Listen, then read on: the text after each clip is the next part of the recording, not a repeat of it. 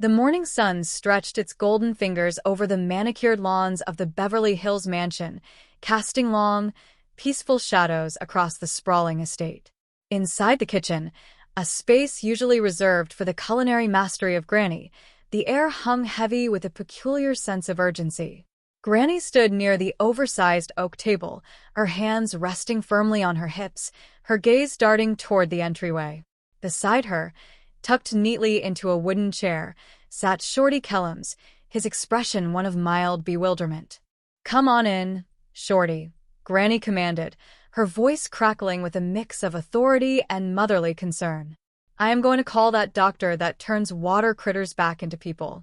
I fetched your robe for you." Shorty shifted, the fabric of the robe feeling strange against his skin. He looked at Granny with eyes that seemed to hold a flicker of deep, unadulterated confusion. "It will get worse," Granny continued, her brow furrowing as she smoothed her apron. "Of course, you have got nobody to blame but yourself. I warned you not to let that frogman get you in the water. You are just lucky he did not turn you into a frog like he done the others." She moved toward the wall-mounted telephone, the old-fashioned handset cradled against her shoulder. "Hello? Can I speak to Dr. Klingler, please?" "Oh, mercy. He is." "Well, thanks anyway." "Goodbye." She hung up the phone with a sharp click, her face darkening. "Well, you are in for trouble now, Shorty Kellums.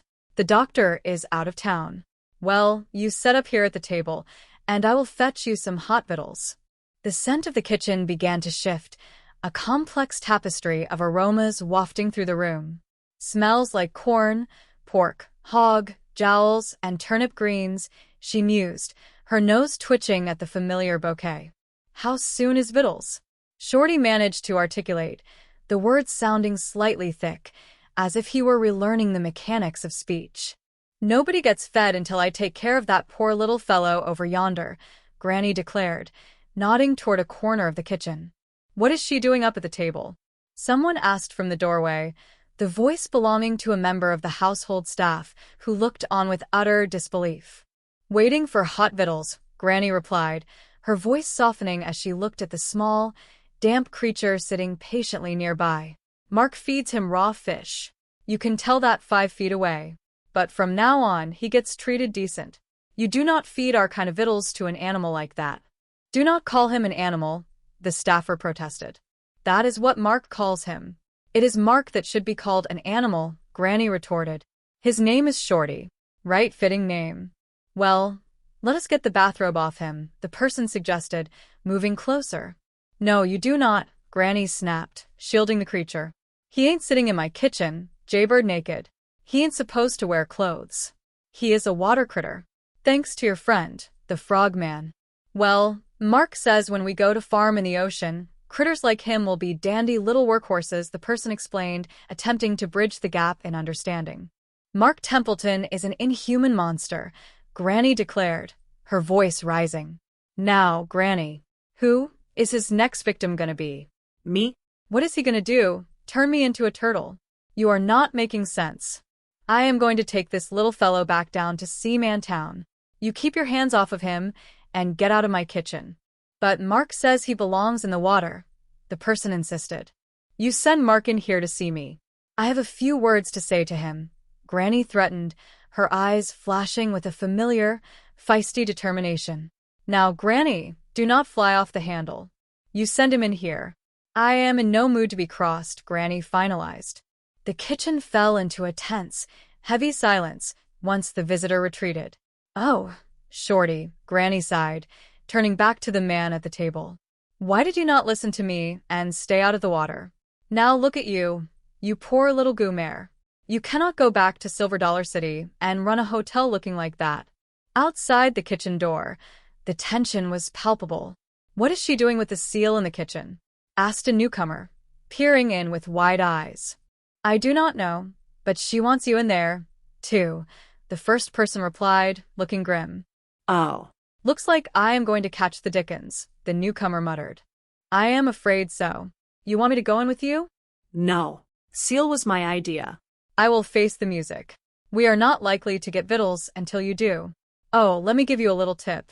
She has named the seal Shorty." "Thanks. I will remember. The man knocked tentatively on the doorframe. Come in. Hello, Granny, he said, stepping cautiously into the room. Hi, Shorty, Granny replied, her tone icy. Something sure smells good in here. Well, it ain't him, I can tell you that. Shorty, you should not be in the house. I will put you back in the pond. No, the man said, looking at the creature. He is sitting right here and going to eat hot fish. Ah. Nothing but raw fish for him. Now, let me tell you this. He ain't going back to the cement pond, and he ain't eating no more raw fish. Well, Granny, if you feel that way, I will just take him down and drop him in the ocean. That does it, Granny roared. Now, hear this, sailor boy. I am going for my shotgun. And when I come back, Shorty Kellums better be sitting in this chair. And I mean Shorty Kellums himself, and not this poor-looking, pitiful critter. Well, I will do my best, the man replied, backing away. You heard her, Shorty. Let us go find the other Shorty. I would not go in there yet, Shorty, the companion warned. Ain't victuals ready? They might be, but Granny ain't. Shorty, come here, quick. What you on? Sit down at the table and hurry. I do not want to eat like this. Shorty, please, you have to be sitting at that table before Granny gets back. I ain't washed up yet. Sit here. I will be. I wish I knowed what this is all about. The door creaked open, and Granny marched back in, her face transformed into a mask of delight. Shorty. Oh, Shorty, darling, I am so happy to see you.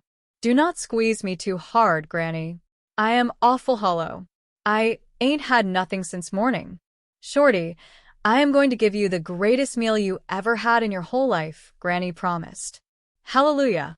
It will make you forget what that frog man done to you. You mean Mark? Mark the monster. He ain't no monster. He is a nice fella. Shorty, have you forgot the terrible thing that he done to you? He did not do nothing terrible. In fact, he is Granny. He is an officer and a gentleman, and I like him. You do, huh? Yes, ma'am. Now, how about that meal you promised me? Okay. Here you are, Granny said, setting down a steaming plate. I do not think I would call this the best meal I ever had, Shorty remarked after a tentative bite. Across town, the atmosphere at the bank was equally charged. Well, I am glad to hear you are out of that straitjacket, Miss Bean, a man said, looking at his colleague. Now, when I come down to take out my money, it won't upset you all over again, will it? Of course it will not upset me. I am perfectly fine. That straitjacket was Mr. Drysdale's invention, Miss Bean replied. Oh, he is a clever fella. That would fit you real good. Oh, he is clever, all right. He is my #1 nemesis. Well, I am glad to hear he is your friend. I will see you down at the bank. You going to the bank yet? That is right, Shorty. I am going to take out some money. I will drive you. I am going to take out something myself. Excuse me, Miss Hathaway. Here is the certified check you ordered for $48 million, charged against Mr. Clampett's account, Miss Gordon said, handing over a crisp piece of paper. Thank you, Miss Gordon. This is a moment of great triumph for me. What do you mean? A similar check was issued earlier. But to keep Mr. Clampett from using it, that unprincipled scoundrel had 2 guards force me into a straitjacket and gag me. And then he told Mr. Clampett that the idea of his withdrawing all that money had driven me mad. What a terrible man! I shall take great delight in watching him scream and yell and climb the walls in fury and frustration. Can I watch too?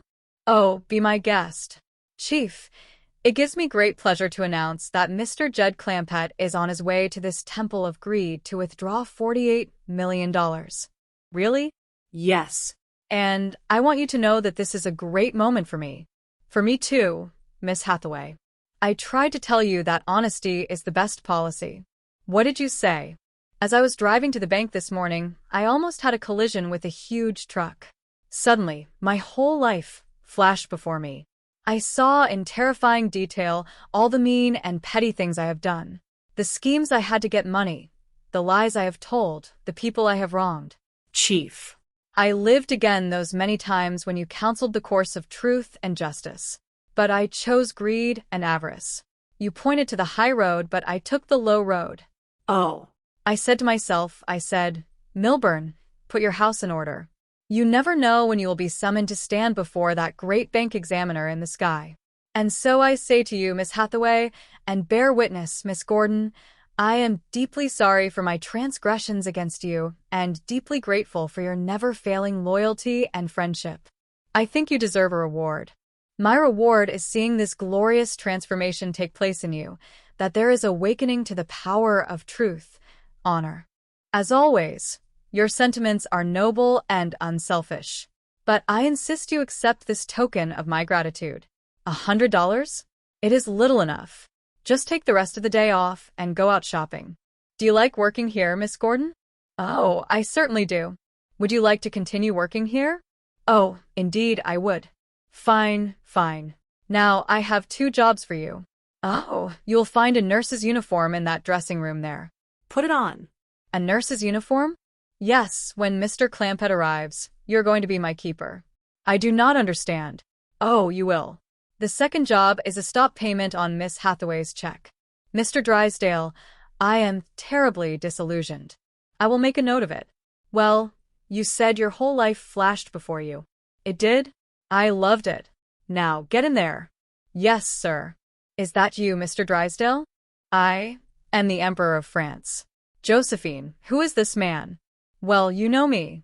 I am Jed Clampett. Are you from Wellington? No, sir. I am from Bug Tussle.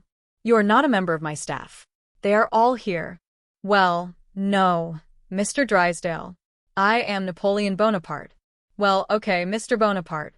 I just come down here to draw up my money. No. Just when my poor armies are retreating across the frozen steppes of Russia. Well, but my brave men are freezing. They're starving. They need food. They need clothing. Oh, please, do not withdraw your support now, or they will perish. I do not want to starve or freeze nobody. Oh, thank you.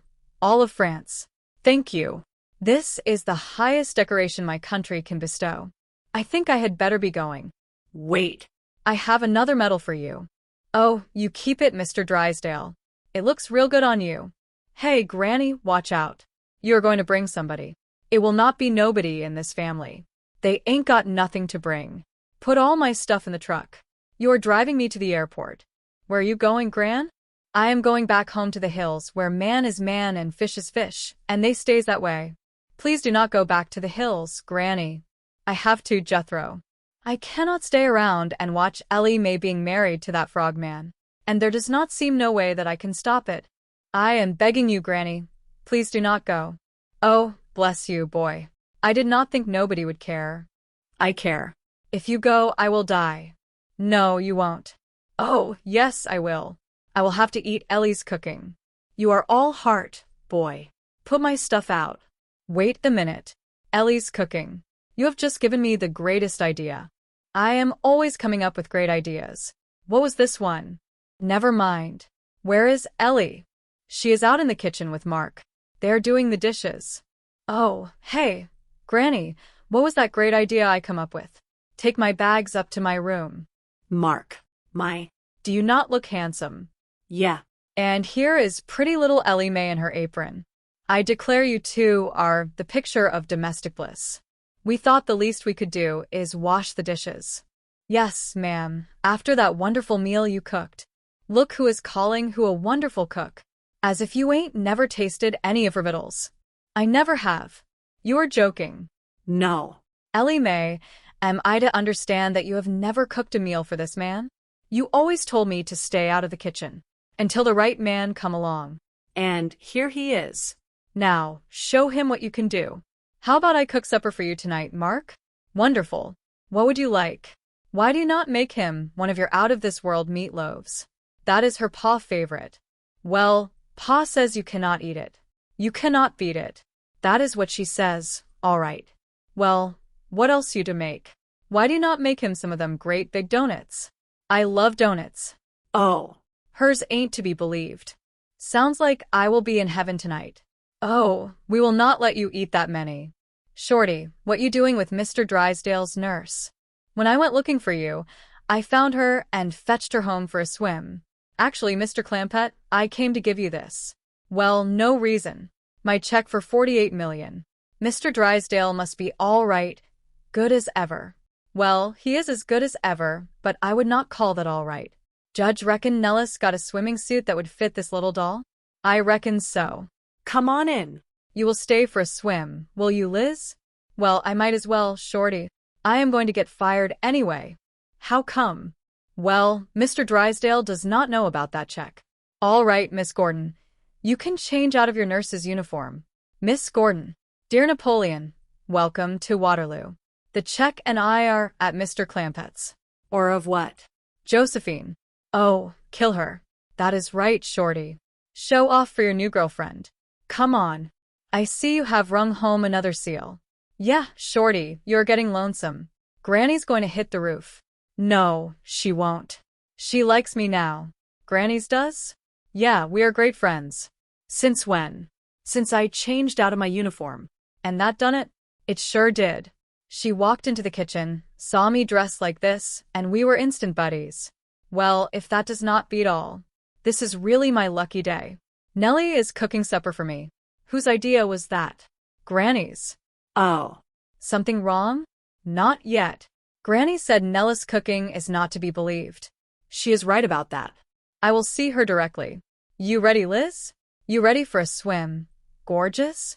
No, I ain't. I am sorry, Granny. I knocked on the wrong door. You sure did. You ain't getting me in that cement pond. Granny, I thought you was my date. I would not date you if you were the last man on earth. Listen, Granny. Now you listen. If you ain't got sense enough to stay on dry land, that is your bad luck. But do not try to change me into no water critter. I would not do that. Then quit trying to lure me into the pond with that sweet talk. That is who I was talking to. You undercut my date. I am ready, Shorty. She is your date? That child? Why, you look like her father. I do? He must be a handsome rascal. Now, Lisbon, this here is Granny. She knows your father. Really? Do not pay any attention to him. And do not go in the water with him. It is dangerous. Oh, I am an excellent swimmer. Yeah, come on, Liz. Coming, Shorty. The whole thing sounds real groovy. Well, here it is, Pa. My out-of-this-world meatloaf.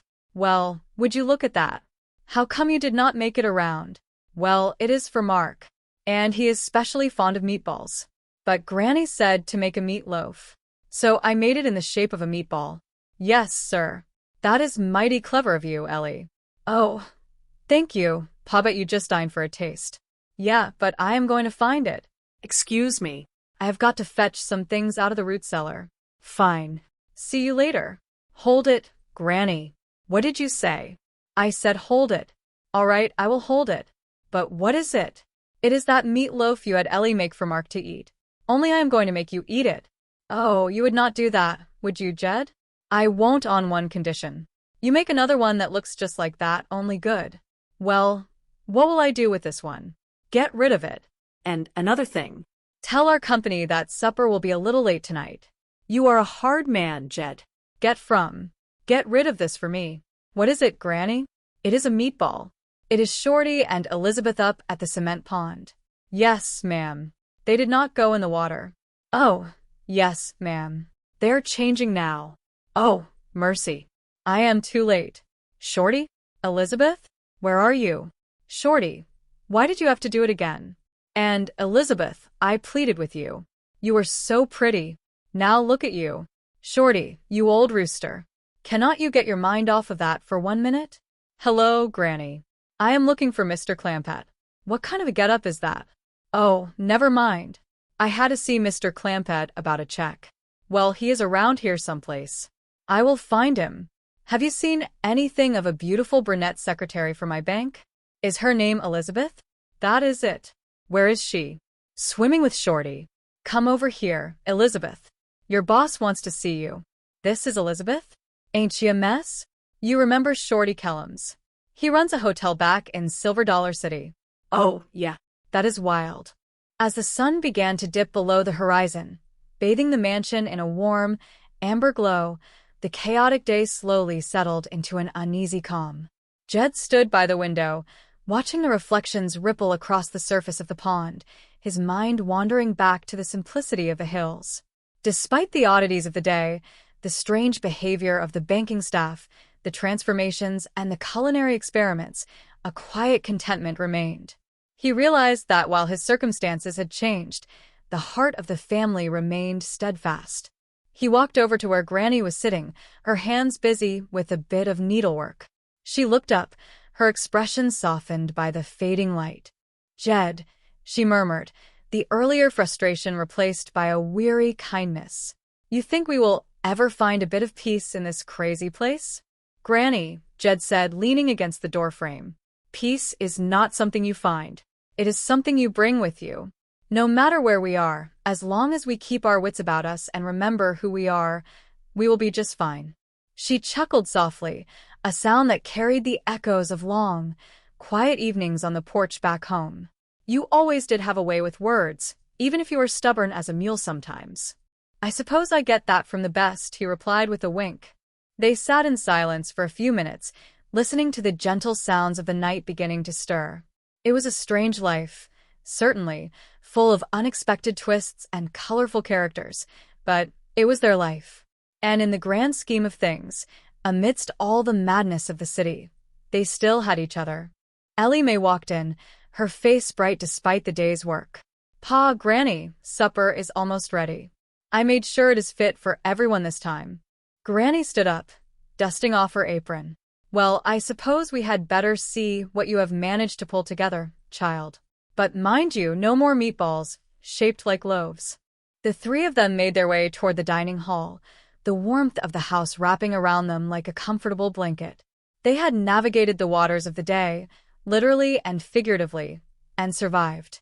And as they gathered around the table, the laughter and conversation filling the room, it was clear that no matter what tomorrow brought, they would face it together, with a bit of humor, a whole lot of heart, and the enduring spirit of the hills that they carried deep within their souls, ensuring that even in the heart of Beverly Hills, they remained, at their core, exactly who they had always been, grounded by values that were as timeless as the mountains themselves. The night continued, filled with the simple joy of sharing a meal and the comfort of family, turning the complexities of the day into a distant memory, replaced by the warmth of genuine connection and the promise of a peaceful tomorrow, regardless of what other surprises the city might hold in store for them.